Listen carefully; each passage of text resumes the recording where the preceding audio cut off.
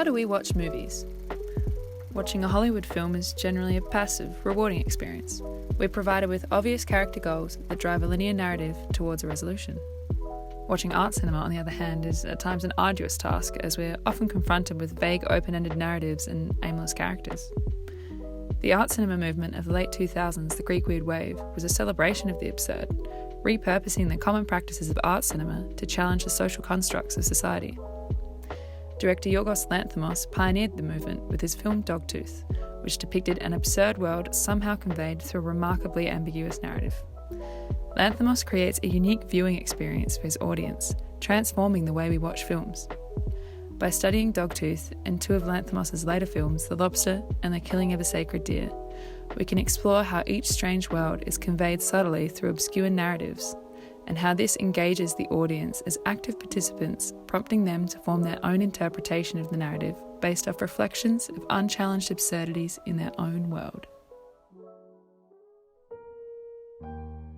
At first glance, the unique worlds Lanthimos designs appear familiar. We see people, families, homes and workplaces. In the absence of exposition or information to the contrary, the viewer resigns to the belief that what they see and hear aligns with their everyday experience of life. Where some directors might express their world explicitly, Lanthimos abstains from exposition and chooses to withhold information, slowly and subtly revealing the laws and boundaries of his worlds as his characters interact with them.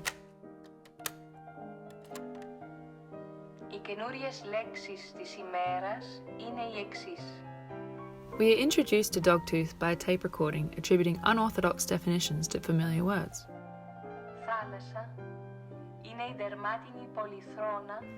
Children listen to the tape unconcerned with the strange definitions. Come dinner time, when one of the daughters asks for the telephone, she's passed the salt and accepts it. Mama, μπορώ να έχω το τηλέφωνο. Παρακαλώ. Ευχαριστώ. No one reacts to the bizarre interaction. In The Lobster, David, a man whose wife just left him, is sent to a hotel where he must find a compatible partner or face the punishment of being turned into an animal. When faced with his reality, he accepts the concept and replies with sincerity when asked what animal he would choose to be. Now, have you thought of what animal you'd like to be if you end up alone? Yes, a lobster. Why a lobster? Because lobsters live for over 100 years.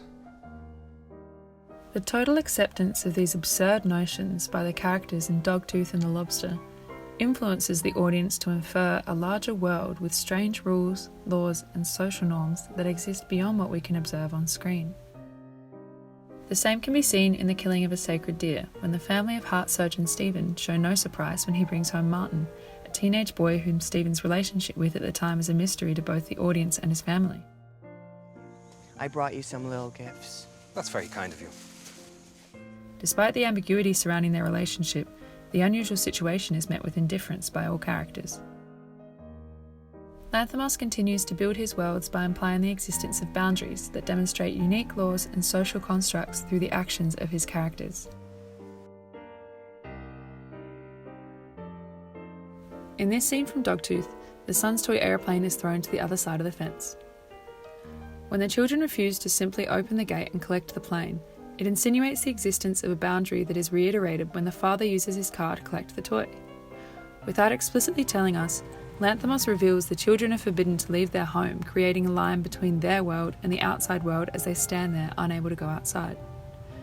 Lanthimos emphasises the hierarchical construct of their world by allowing the father to leave, whilst also highlighting the absurd manner of this boundary as the father uses his car to exaggerate the boundary to his children. The characters continue to interact with their world, revealing other important details about their surroundings.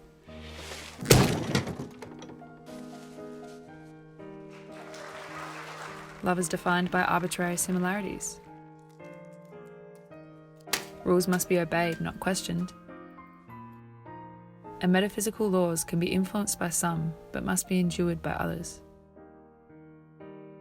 These character interactions are the basis of the narrative which exists to explore the world created by Lanthimos. The characters don't have goals, they're only motivated by their surroundings, concerned more with reaction than action. They're complicit to their world's absurdity and act accordingly, revealing details about the world, not their character. In the dinner scene, the characters act within their world, revealing a connection between the tape recording and the extent to which the children are controlled by their father. The scene doesn't exist to create motivation for the characters.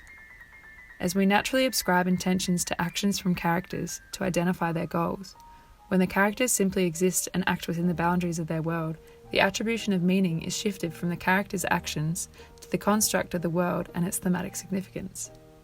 This is important for The Killing of a Sacred Deer, where to explore the actualization of a hypothetical, we need to believe that in this world David truly has no choice but to kill a member of his family or risk losing them all. Lanthimos builds these intricate, strange worlds to explore themes but avoids contextualizing his films as socio-political statements. He instead centers his films within a world that exaggerates aspects of themes or ideas with the simple intent to involve his audience in a discussion. The ambiguity in a Lanthimos film is an invitation to his audience, inviting them to create these worlds for themselves by reflecting on the seen and unseen absurdities in their own life. The way we watch movies completely changes when watching Dogtooth, The Lobster, or The Killing of a Sacred Deer. Lanthimos' films are not designed to be a passive experience. They're designed to challenge their viewer. Lanthimos builds these absurd worlds and conveys them to his audience subtly through his characters. As the characters interact with their world, encountering boundaries and reacting in suit, the audience assumes a larger world, identifying unique rules, social norms, and metaphysical laws. The characters' acceptance of the absurdities in their world builds a believable platform for Lanthimos to explore certain themes and ideas.